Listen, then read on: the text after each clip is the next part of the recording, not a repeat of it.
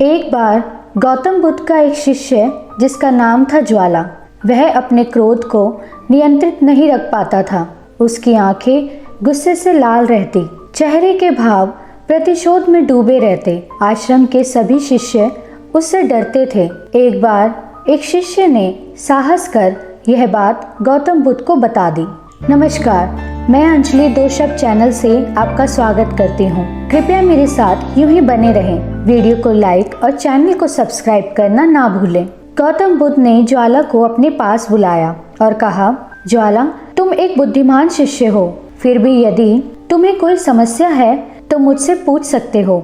ज्वाला अपने क्रोध के भाव से भली भांति परिचित था, इसीलिए उसने बुद्ध से कहा, स्वामी, मैं अपने क्रोध को नियंत्रित नहीं रख पाता हूँ, जिसके कारण मेरा कोई मित्र नहीं, सभी मुझसे डरते हैं। बुद्ध ने कहा, तुम्हारे क्रोध को नियंत्रित करने का एक उपाय है।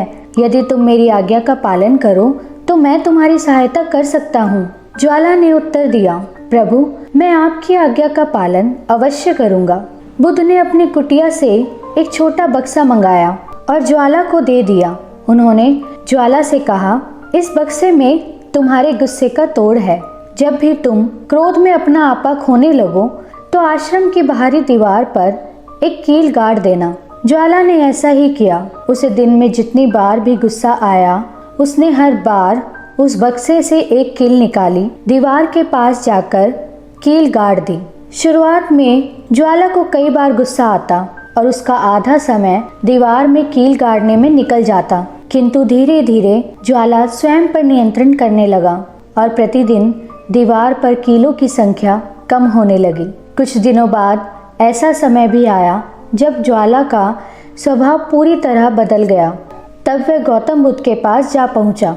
ज्वाला ने बुद्ध से कहा, प्रभु, आपका बहुत धन्यवाद। अब मुझे इस कील से भरे बक्से की आवश्यकता नहीं, मैं अब स्वयं पर नियंत्रण रख सकता हूँ। बुद्ध ने कहा, यह तो बहुत अच्छी बात है, किंतु क्या तुम आश्रम की बाहरी दीवार पर लगी उन सभी कीलों को निकाल सकते हो? ज्वाला ने बुद्ध की आज्ञा का पालन किया और दीवार से सारी कीलें निकाल दी। यह देख गौतम बुद्ध बोले, इस दीवार की ओर देखो ज्वाला, यह सब तुम्हें उस घाव की तरह प्रतीत होंगे जो तुमने गुस्से में लोगों को दिए हैं। भले ही आज पछतावे की इन कीलों को तुम इस दीवार से बाहर कर दो, किंतु उनके निशान वहीं छूट जाते हैं। इसीलिए गुस्से में कभी कुछ ऐसा ना कहो जो लोगों को बुरा लगे, क्योंकि तुम बाद में माफी मांगकर पछतावा कर सकते हो, किंतु वो घाव कभी नहीं भरेंगे जो तुमने उन्हें दिए हैं। गौतम बुद्ध की यह कहानी आपको कैसी लगी? कृपया कमेंट सेक्शन में जरूर बताएं। आज के युग में यदि अपराध का कोई एक कारण खोजा जाए तो वो क्रोध ही होगा। क्रोध की भावना कब दूसरों को हानि पहुंचाने की भावना में बदल जाती है, यह पता ही नहीं चलता। बुद्ध की यह बात कितनी सटीक साबित होती है कि भले ही माफी मांगकर या पछतावा करके हम स्वयं को दोषी ना समझें, किंतु क्रोध में आकर दूसरों पर किए गए उन तीखे स्वरों की वर्षा के घाव कभी नहीं भरते। इसका एक उदाहरण है, जब भी कोई हम पर गुस्सा करता है तो हमें पिछली सारी बातें याद आ जाती है जो उसने गुस्से में हमसे कही थी। इसीलिए दूसरों को आहत पहुंचाने से अच्छा है कि हम इस क्रोध को ही नियंत्रित करें, जिसका सबसे आसान उपाय है अपना ध्यान कहीं और केंद्रित करना।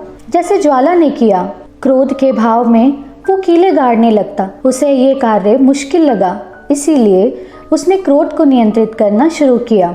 आप भी ऐसी किसी तरकीब की खोज कर सकते हैं जो आपके लिए सहायक हो, जैसे स्वयं को शांत रखना, उस परिस्थिति से दूर चले जाना, कुछ देर के लिए चुप बैठ जाना, दूसरे व्यक्ति की अच्छी बातों को याद करना, उनके साथ बिताए अच्छे लम्हों के बारे में विचार करना। ऐसे अनेक तरीके हैं जिनसे आप अपने क्रोध को नियंत्रित रख सकते हैं। आप अपने गुस्से को कैसे काबू करते हैं?